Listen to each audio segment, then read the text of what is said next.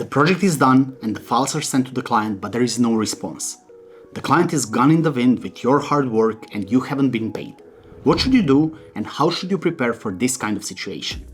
There isn't a universal way to detect bad clients upfront, but with these tips, I hope I can help you to spot them early on.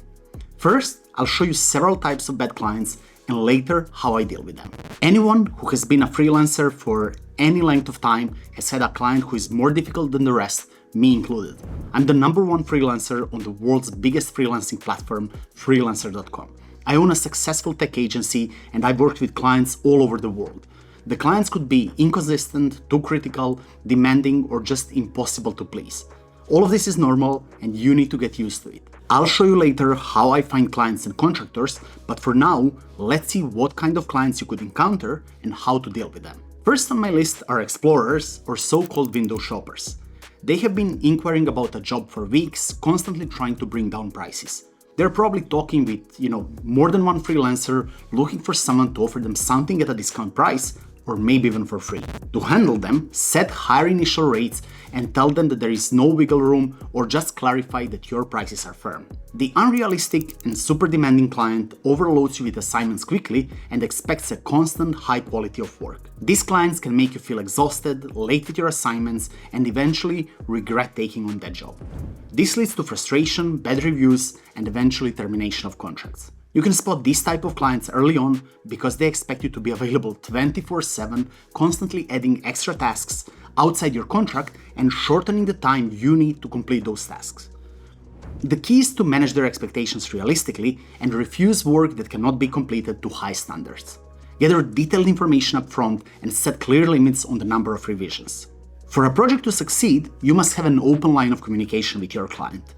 We usually update our clients weekly or bi-weekly. This is essential when working on complicated projects, verifying new designs, etc., etc.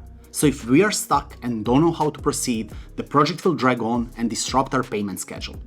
Luckily, you can spot non-communicators or slow communicators early on because their communication is slow right from the start. And don't get me wrong, they don't want to take advantage of you, they're just slow in general, unorganized, and maybe too involved in other projects or just plain lazy. Whatever the cause for their pure communication is, try to avoid them in any way you can. At first, they seem super helpful, constructive feedback helps you with the job, but later on, you'll notice that they are managing you and becoming your boss. After all, you have become a freelancer or a self-employed person because you didn't want to be employed in the first place, right? I call them controlling and overcomplicating clients. This could lead to a suffocating and toxic relationship that will lead to constant, peering over your shoulder. And look out for these red flags. Always questioning your tasks, overcomplicating even the simplest projects, and constant requests for updates. Not getting paid for work feels very personal to me. I invested my time, my experience, and my, personal touch, and I expect to be paid for that. But freeloaders or non-payers are unfortunately everywhere around us. The first and biggest red flag is that they refuse to sign contracts. They keep asking you to lower your rates or work for free and want to determine how many hours you should work. But the most obvious sign is threatening not to pay you at all if you don't do something or if you are late. If somebody approaches you on, let's say, freelancer.com with a message containing phones or emails that you should contact in order to get a job, this is a big red flag.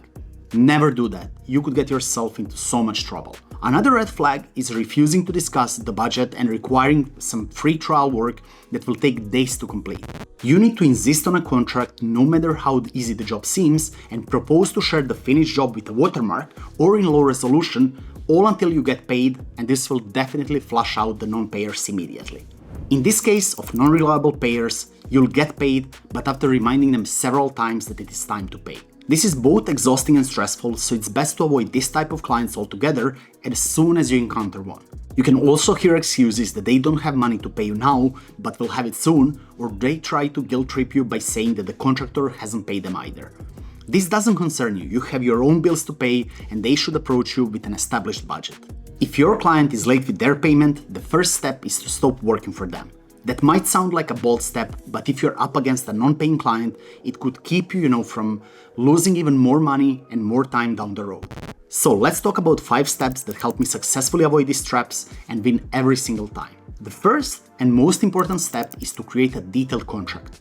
Hopefully, you'll never have to take legal action, but if you need to hire a lawyer or a collection agency, the contract will be extremely helpful. By establishing communication goals before you begin your work, you can prevent losing touch with the client and make yourself high on their list of priorities, even if they're working with many freelancers at the same time. I advise to let the client choose their preferred check-in communication method and follow up as planned.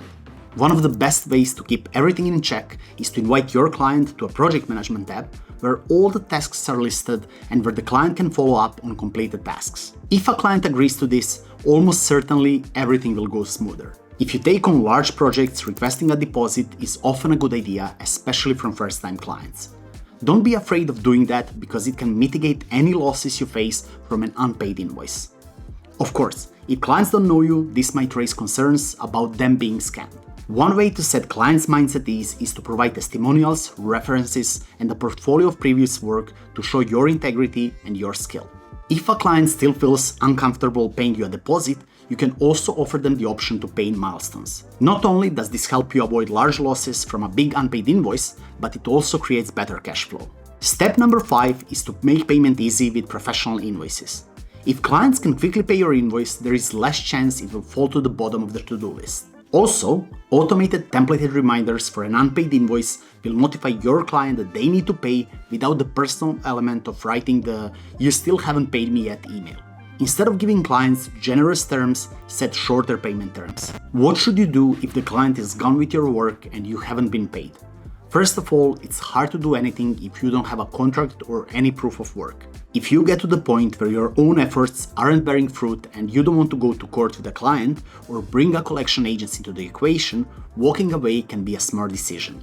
It's really important to balance your efforts to get paid with your time and emotional well-being.